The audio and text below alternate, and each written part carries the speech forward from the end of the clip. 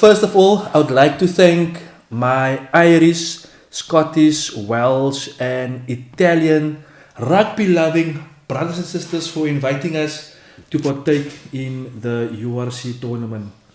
To me, it's like someone inviting me into the house, and I come into the house, I open the fridge without their permission, I go lay on the bed without their permission. But I would like to thank you guys for the opportunity for having two South African sides to partake in the first final of the URC.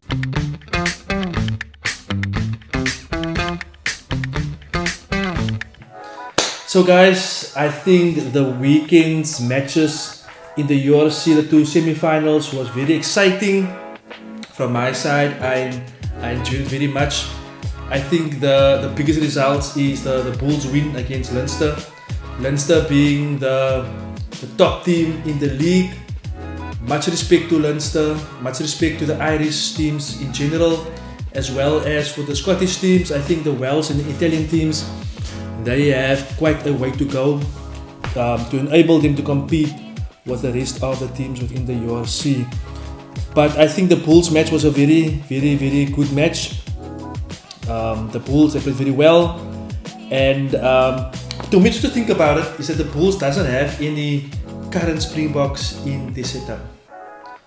So no current Springboks in their setup, and I think that is the theme of most of the sides, except the Sharks, that has a plethora of Springboks in the squad, as well as the Stormers having one or two, or a couple, two or three. But otherwise, the majority of the teams in the URC from South Africa are guys that's coming through the ranks at this current moment. Then also the Stormers match was also very entertaining. I think the Stormers, Ulster, they put up a great fight against the Stormers. The Stormers, they won themselves.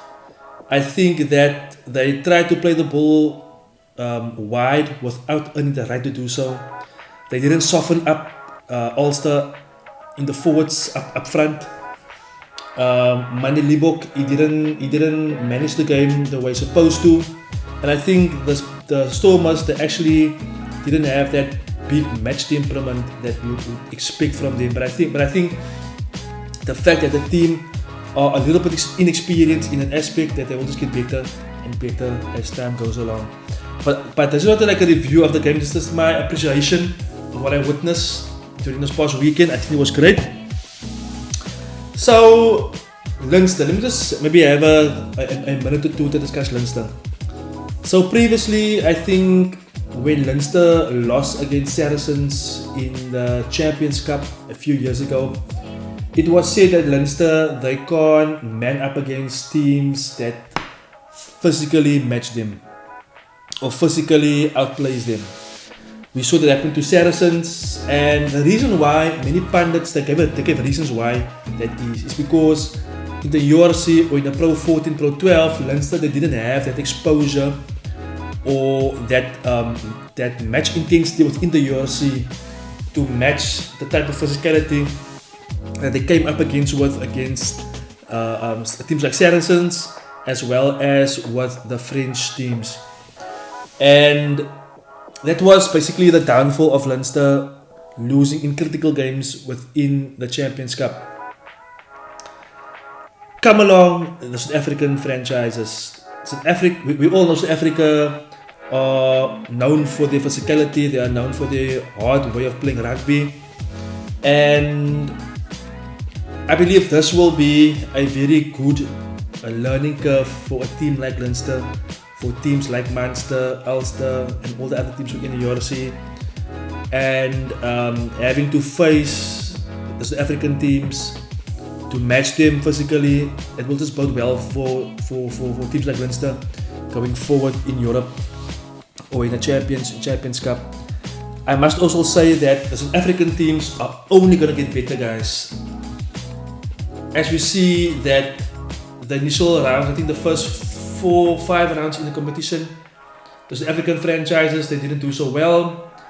I think the fact that our teams, they were playing against each other internally within South Africa, having to travel, having to get used to the refereeing of the URC refereeing,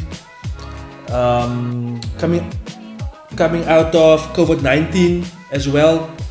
So all these things had an impact on the traveling South African franchises, and we saw that as African franchises, they lost a lot of Springbok players to teams in the Premiership, in the top 14, and in Japan, and that forced the franchises locally to source other players coming through the Varsity Cup and even school rugby to fill in those gaps.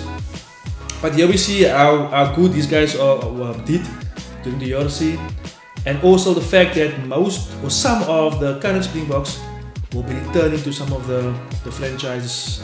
I think a most notable returnee is even Itzebet, who will be in next year will be featuring in the URC with the Sharks. So that all bodes well. I think the URC as a competition itself, I believe that the URC as a competition in itself will be up there with the top 14 and with the Premiership. I would say that the proof of that will be in next season's Champions Cup. My thing is as well, will we see the South African franchises partaking in the quarterfinals and semi-finals of the Champions Cup with your Leinster?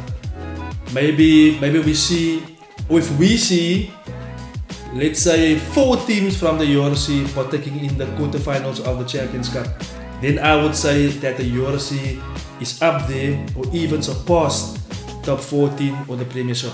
That will be my barometer to see where we stand at. So I think for next year it will be very interesting to see how the South African franchises will fare in the URC as well as within the Champions Cup, where bigger teams are needed. So guys, if you're like me, I'm very excited. Hopefully I can get some tickets for the final for Saturday.